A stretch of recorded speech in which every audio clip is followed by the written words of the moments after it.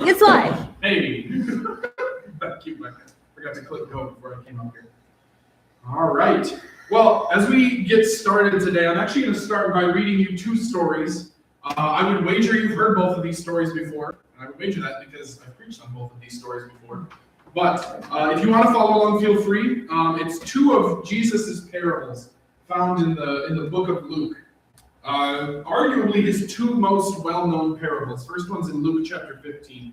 Again, it's a story, so if you want to follow along, feel free. If you want to just listen, that's fine too.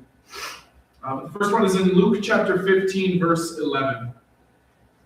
Luke chapter 15, 11. As we read both of these stories, I want you in your head to just come up with similarities between these two stories. These are two different parables told by Jesus. They're two different parables told by Jesus at two different locations at two different times. They don't go with each other as far as who he was teaching them to or the time. But these are two different ones told by Jesus. The first one is the parable of the lost son. It says in your NIV. Most of you know it as the prodigal son. Luke chapter 15, verse 11. Jesus continued, "There was a man who had two sons. The younger one said to his father, 'Father, give me my share of the estate.' So he divided his property between them. Not long after that, the younger son got together all he had and set off for a distant country, and there he squandered his wealth in wild living. After he had spent everything, there was a severe famine in that whole country, and he began to be in need. So he went and hired himself out to a citizen of that country who sent him to his fields to feed pigs. He longed to fill his stomach with the pods that the pigs were eating, but no one gave him anything. When he came to his senses, he said, 'How many of my father's hired men have food to spare, and here I am starving to death? I will set out and go back to my father and say to him, Father, I've sinned against heaven and against you. I'm no longer worthy to be called your son. Make me like one of your hired men.' So he got up and went to his father. While he was still a long way off, his father saw him and he was filled with compassion. He ran to his son, he threw his arm around him and kissed him. The son said to him, 'Father, I've sinned against heaven and against you. I am no longer worthy to be called your son.' But the father said to his servants, 'Quick, bring the best robe and put it on him. Put a ring on his finger and sandals on his feet. Bring the fattened calf and kill it. Let's have a feast and celebrate. For this son of mine was dead and is alive again. He was lost and is found.' So they began to celebrate." And the story goes on, but we'll cut it off there for our purposes. And that talks about the second son. So as we continue, I want to read the second story. Turn back a little bit to Luke chapter 10. Luke chapter 10, verse 25. Still be thinking about how that last parable goes with this one. What are the similarities between the two? This is probably tied for first place with that other parable as far as what's well known. This is the parable of the Good Samaritan. Luke chapter 10, we'll start with verse 25. I'll give you a second. Back 5 chapters. Luke chapter 10, starting with verse 25. On one occasion, an expert in the law stood up to test Jesus. Some versions say a lawyer stood up to test Jesus. "Teacher," he asked, "what must I do to inherit eternal life?" "What is written in the law?" He replied. "How do you read it?" He answered, "Love the Lord your God with all your heart, with all your soul, with all your strength, with all your mind, and love your neighbor as yourself." "You've answered correctly," Jesus replied. "Do this and you will live." But he wanted to justify himself, so he asked Jesus, "And who is my neighbor?"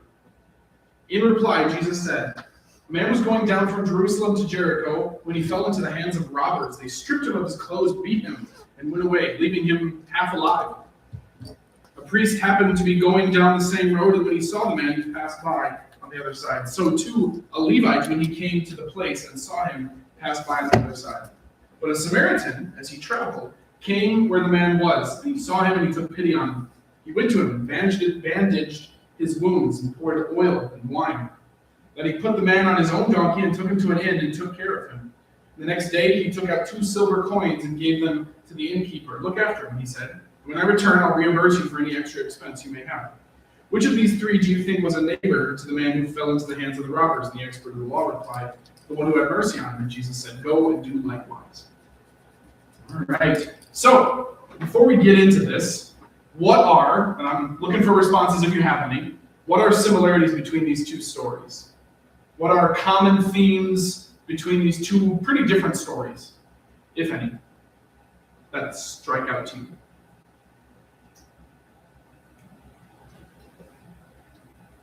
be helpful for those who need it. It's a good answer. I like that. Be helpful for those that need it. Yeah. Anything else? It's okay if not. It's a great answer. I feel like I see more differences than That is correct. opposites. Yep. A lot of differences. In fact, opposites is a good word too. Yeah. Yep. Without a doubt. They're both spending all of their coin, I mean, that's true. but one is doing it to help someone and the Yeah. other's to doing it to. Yep. That's good insight. Okay. No, that's pretty much it. There's a lot of not similarities. There's a lot of opposites. Okay.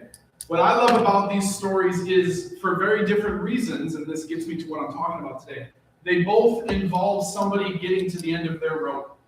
What I mean by that, and sometimes that's a phrase that I like to use. I like it a lot. A lot of people take that to mean end of my rope, as far as like I've made enough terrible decisions that now I am left with no other place to turn. And that does apply to the prodigal son, but it doesn't at all to the Good Samaritan or the person that he helped. And what I mean by at the end of my rope is I just mean somebody who has nothing left, for whatever reason, be it their own or not. Cambridge Dictionary defines it as this: to have no strength or patience left. The phrase at the end of your rope. That's how I would define it. That's a pretty good theme. Is having no strength or patience left, be it because you were beaten or because you spent it all. And these stories and what we're going to talk about today, as you said, both, what did you say? Helping someone out? Is that what you said? Something like that. We're not just talking about helping somebody out. We are talking about that, but we're not just talking about someone who's made bad decisions. We're talking about just in general, being at the end of your rope. Both of them involve having someone in that situation, be it because of your own actions or because of something that was completely out of your control. They're complete opposites in that way. One person was in full control of their situation, for the most part. The prodigal son had an abundance of control, had all this money that he went and he spent it all. Only then was he out of control when a famine came, something that he was in no control of. He ran out of money, and a famine came, and then he had to find other situations. This Jewish person on the road from Jerusalem, had no control of the situation. They were just beaten, and everything they had was taken, and they were left for dead. No control in that situation. But they both were for their own purposes at the end of their rope. And the similarities don't end there. It's also the responses of those around them.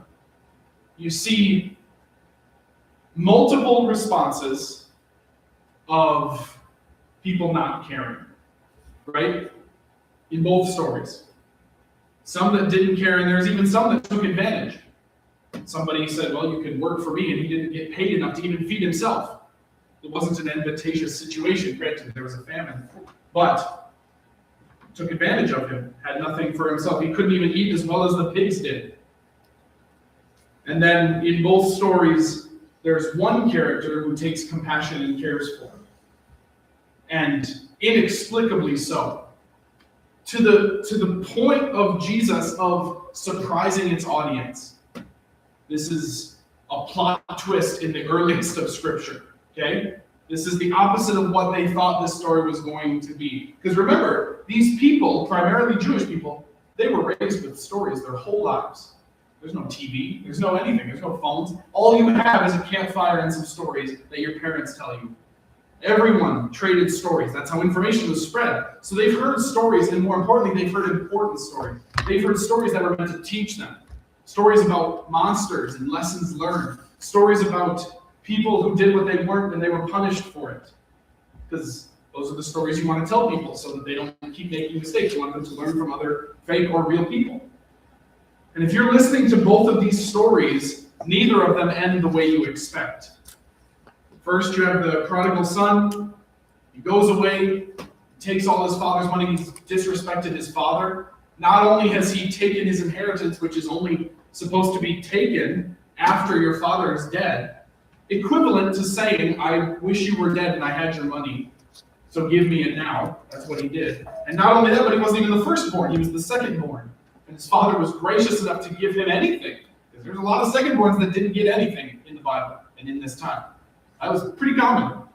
So a gracious enough father to say, I hear you, And that does hurt my feelings, but yeah, you can have your share of the inheritance because I'm a good father and I want both of my sons to be successful with what I've given them. He goes out, he spends it all, and he does it with, what does it say, wild living, with wild times.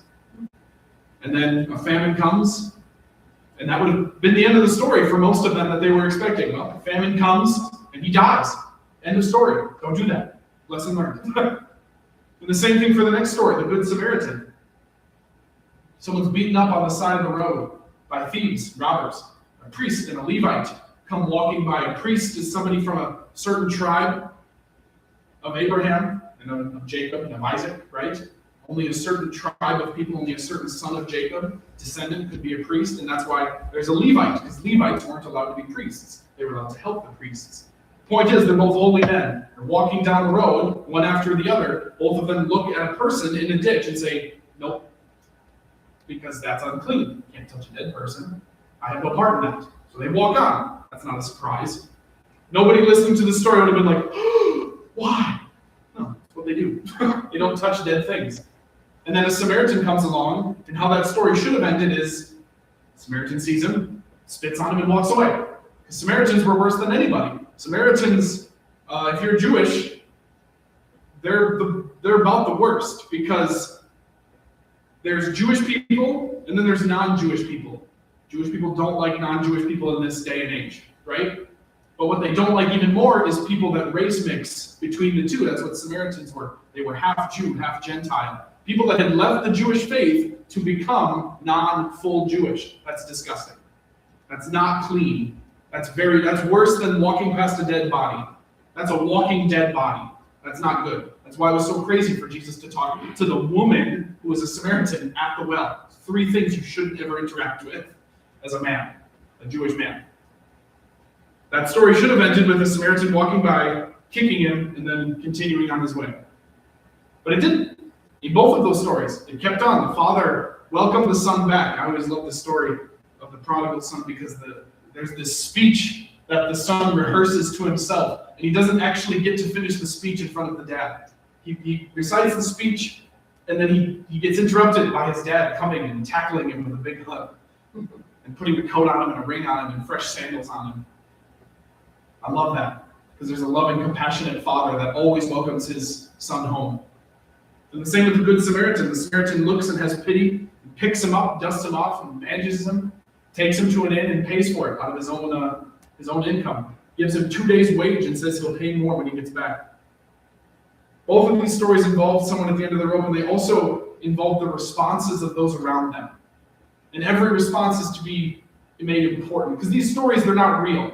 There may be truth in them, but they're not true stories. They didn't happen as far as we know. They are stories that Jesus made up to illustrate a point. And there's so many points that can be taken out of these characters, because just like when Jesus creates people, he doesn't introduce characters that have no purpose. Even in his fake stories that he makes up on the fly. Even his made-up people have really intentional purposes in this life. So as far as the people who took compassion and cared, we are to be like those people, obviously.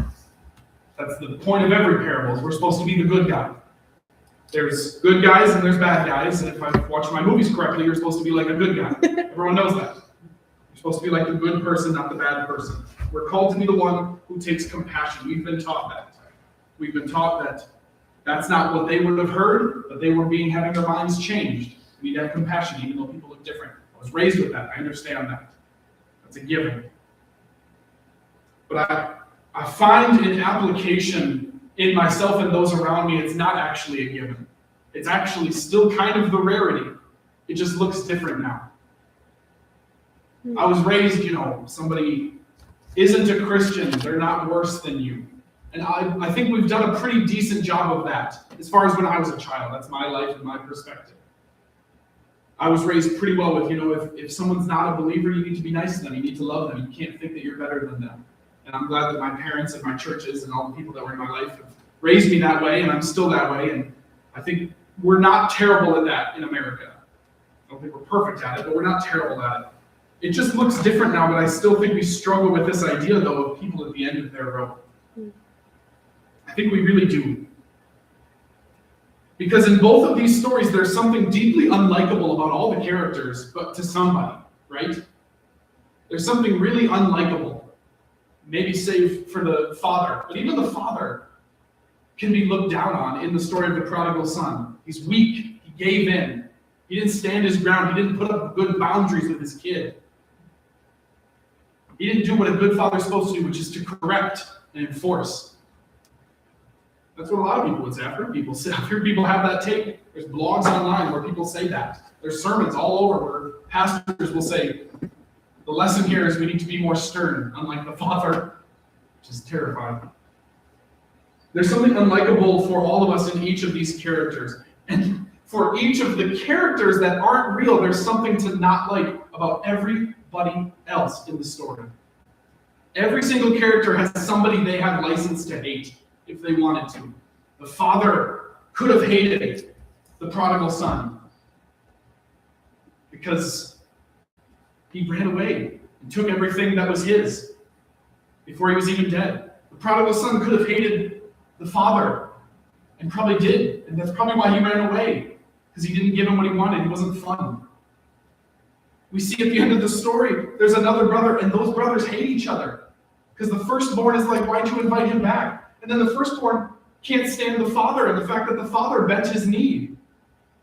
All three of these men all have reason to not like each other. Then you move on to the Good Samaritan. The priest and the Levite even have reason to not like each other. Well, I'm better than him because I'm from this certain tribe. That means I can be a priest.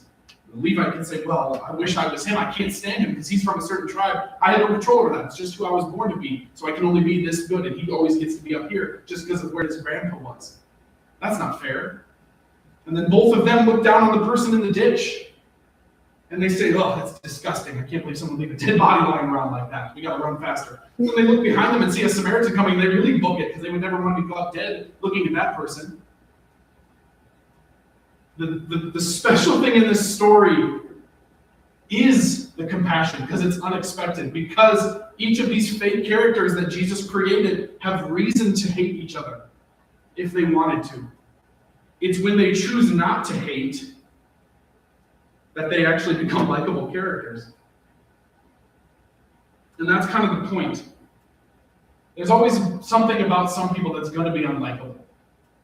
And we can choose to not like anything, literally anything, about anyone. And I know I preach on this kind of often, but it's really important. You can find something unlikable about any of these characters, but that can't exclude us from compassion. The father had every reason to not like his son. Truly, every reason to not like him. This son, if I was watching a movie and this was the story, drawn out on a long scale, at no point would I root for this prodigal son. He didn't even have a change of heart. He only came back because he was poor, because he ran out of money. It's not like he was far away and he said, oh, I still have a lot of money left, but I think I did something wrong to my father. He only had a come to Jesus moment when he thought he was going to starve to death and come see Jesus. That's the only thing that snapped him out of it. There's no organic change of heart. There's no moment where he accepted God's love and his father's love before. No, he ran at the end of his rope and then finally came back to the Father. What's to like about that? There's nothing likable about that. And certainly not to the dad. The dad could have said, no, I don't know you. You're not my son anymore. You made that really clear when you wished me dead by taking my money. And they had every reason not to like each other, this Samaritan and this Jewish person on the road. But the Samaritan had compassion. He had every reason to look at that Jewish person and say, you have hated me and my parents and my parents' parents and my parents' parents' parents forever. And I know if you woke up right now, you'd be upset that I was touching you, because that's what all of your people do. I wouldn't be caught dead bandaging you up. I hope you are dead. He had every reason to do that. Every license to do that. But neither of them did. It didn't exclude them from their compassion. This is how I like to look at it personally, because I'm a materialist and I like things. Not a problem my wife has most of the time, but I'm very much like my things. I remember very, my memory's not good. I remember very clearly the day that I reached $100 in my little cash register that I had when I was a kid. I could put dollars in, and I could put little coins in, and it would register the size of the coins. And I remember I got so excited when I put that last penny in, and I got exactly to $100 when I was not old, 8, 9 years old, something like that, maybe even younger, because I never spent any money. I just want it all. I want to hoard it. I want to have all of the stuff. It's my favorite. It's a problem that has carried me long past 8 or 9 years old, I'll tell you that. But how I like to look at it is if God told me, and let's even, let's take it back 4 years when I owned my own house, or the bank owned my house and they let me live there. But I got to live in my house and I got to change it, and I had my own yard, I had an acre of land. Oh, I love that house. I can talk to you guys, I have most of you. I love that house. It was a great house I had in North Dakota with Becca. It was awesome. I loved that house. And if God had come to me 4 years ago and said, Seth, your house, the land, everything inside of your house, if you set fire to all of it right now, if you burn everything to a crisp, if your land gets swallowed up by the earth in an earthquake and it's not even there anymore, and if all that goes away and one person gets saved and gets to go to heaven, is that worth it for you?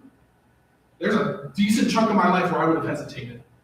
All this stuff that I worked for, all this stuff that I love, all the people that I hold close. If I got rid of that, would you, for one person to be saved, is that worth it to you? There's a lot of parts of my life where that'd be tough. That's what I look at when I think of compassion. Long time ago, I had something a friend said that kind of blew my mind. A close friend had a brother who was living much like the prodigal child. Had a brother who was on, for many years previously, he was on drugs and he ran away from home, and he had been given a lot. It wasn't a messed up house. He had 2 good parents, and this other brother, he made it pretty well. He had been given a lot to start his life, a lot more than a lot of people are given. Really loving house, married parents, caring family. He just chose the opposite route. He chose to get really into drugs and women and money and all these different things that elude so many people. And he said he came to a point, this man who has a brother, he came to a point where he stopped praying for his brother's salvation because he had renounced God. And instead, God really convicted him to just pray, God, please bring my brother to the end of his rope. God, please bring my brother to the end of his patience, to the end of his strength. And I remember hearing that and saying, that's a pretty awful thing to pray for your brother. That's pretty terrible. And it worked. God worked a miracle. And this brother came to the end of his rope. And at that moment, that's where God was able to work in his life. Because at no point before that was God able to work. And it kind of opened my mind to something. We have no right to be picky how God works. We have no right to pick and choose how God saves people. And we certainly have no right to tell God what to do. But this brother begged for years, God, please bring my brother to the end of his rope. Because he understands really fundamentally that is where God does a lot of his best work. It's sad, it's not easy, and it's really, really hard to watch, and it's super hard to go through. But like a lot of people say, including my grandma for most of her life, sometimes for God to talk to you, you got to hit your knees. And as you all can attest, it's hard on your knees up there. You get down on your knees, that hurts after a while. It's not as easy as sitting down or standing up. It bruises sometimes, it hurts down here. But that's where God does a lot of his best work, is at the end of our rope is on our knees. The point is this. In both stories, the first thing done to help wasn't to preach, but to care for their needs.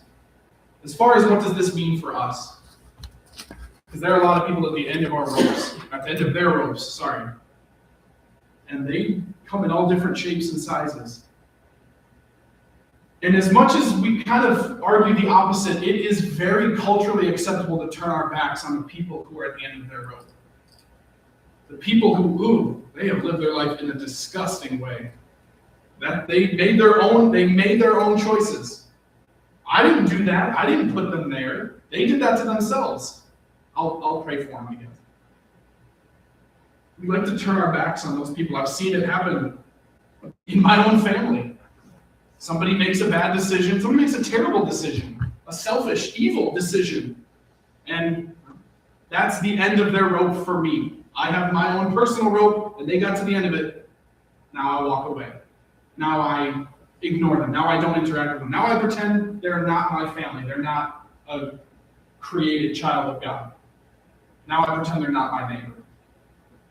Because that's what Jesus was saying.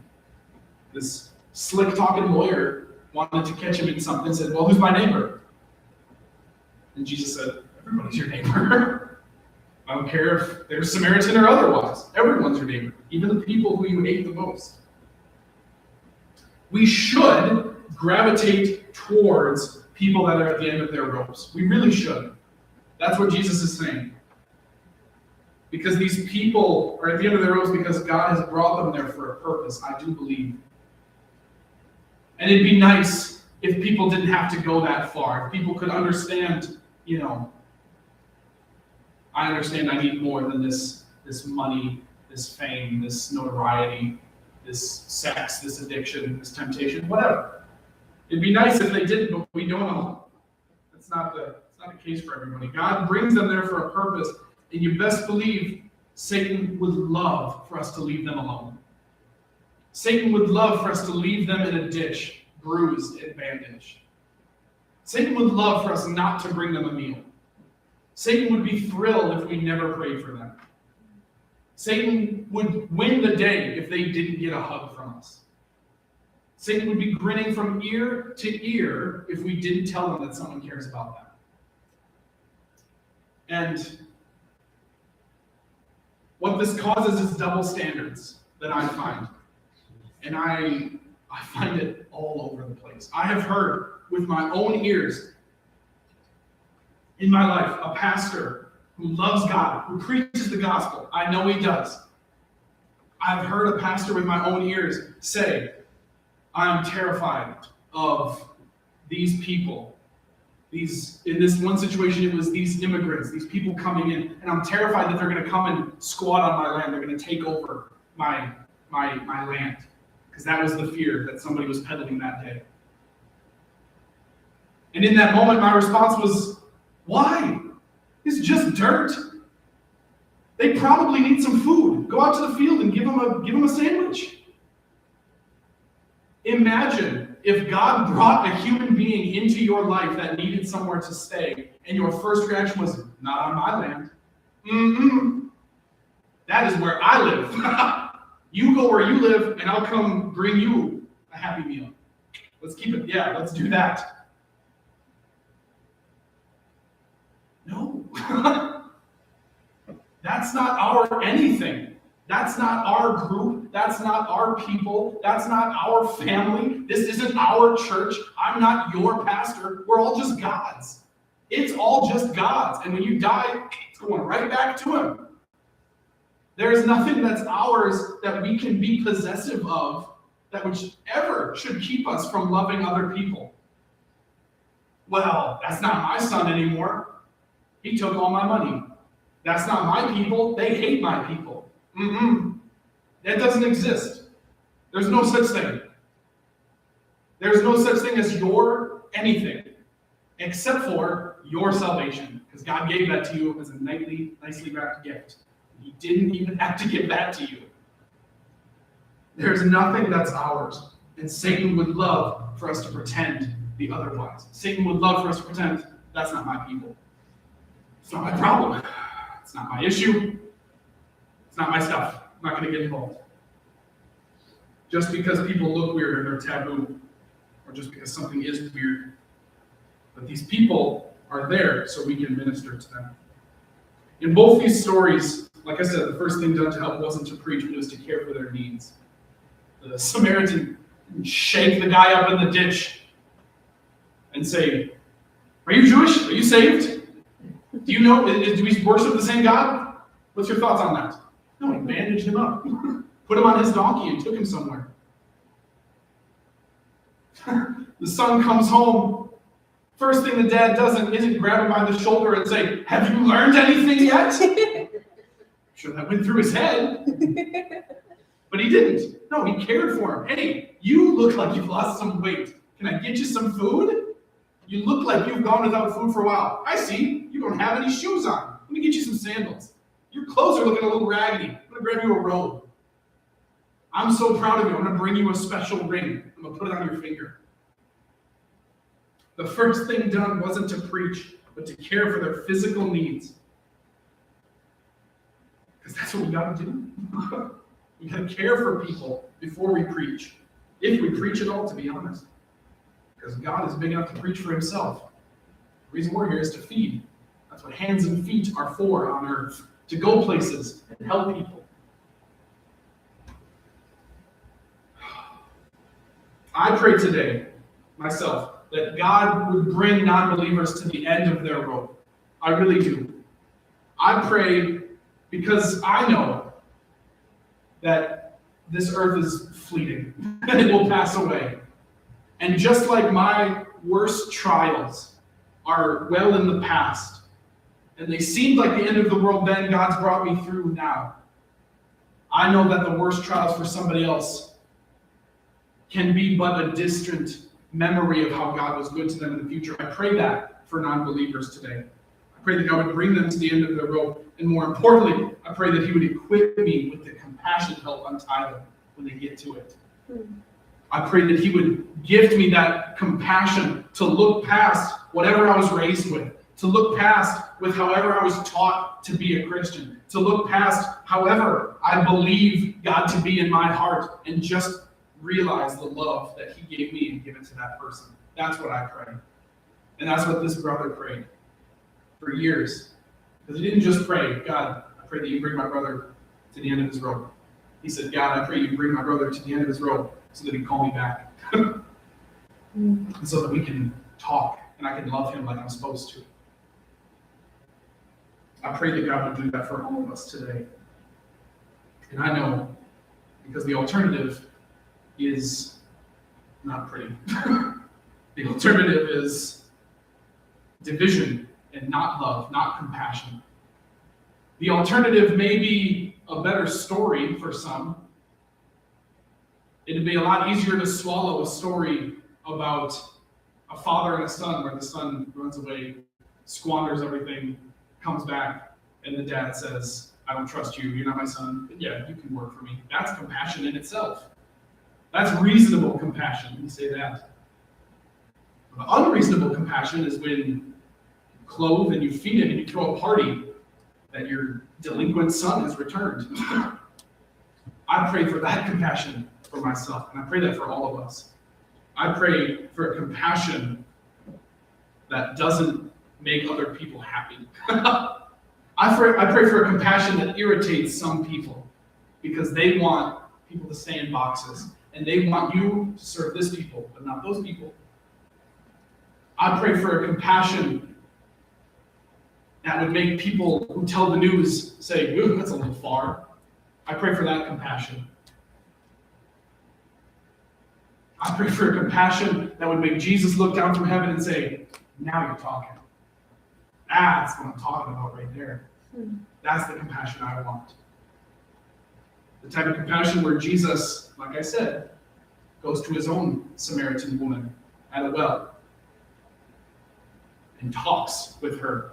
And it's not crazy as that may seem, but the craziest thing he could have done. Because that is a no-no. Don't talk to her. That's not our people. I pray for that compassion for all of us today. Let's pray. Lord, as I just said, we pray a simple prayer. Not out of anger, not out of contempt, not out of jealousy, and I certainly hope not out of a place of wanting, but out of a genuine desire for compassion. I pray that you would bring non-believers to the end of their rope today. I don't pray that for their downfall. I pray that so that you may be glorified. And not just in someone being brought to the end of the rope, but someone realizing your grace and goodness today. I pray that you would bring non-believers to the end of their rope simply so that they can latch onto yours, so that they can know what true love is and true grace. And I pray even more so, God, that you would allow me to be a part of that story, because I know you can do it without me. I know you don't need me for it, but I want to be a part of it, God. And I cannot be a part of it if I limit myself to who I minister to. I pray that for all of us today. Help us not to limit ourselves to who we love, who we care for, who we'll keep praying for, and who we've lost all hope for. Lord, help us to love everyone and have compassion for everyone. Help us to not limit anyone to a lack of salvation. And help us to be there to help them out of the rope when they run out of it. In your name we pray. Amen. Mhm. Oh.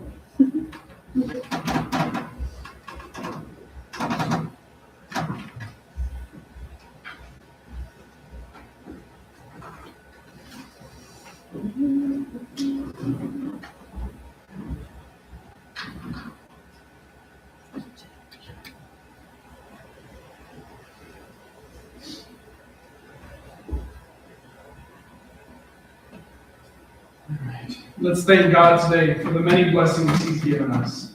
We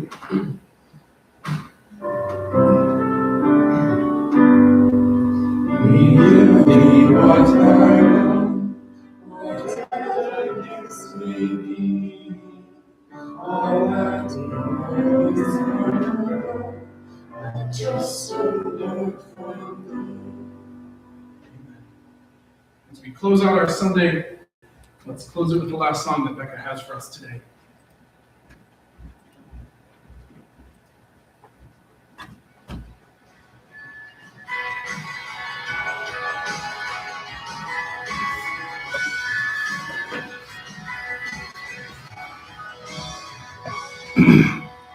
This is how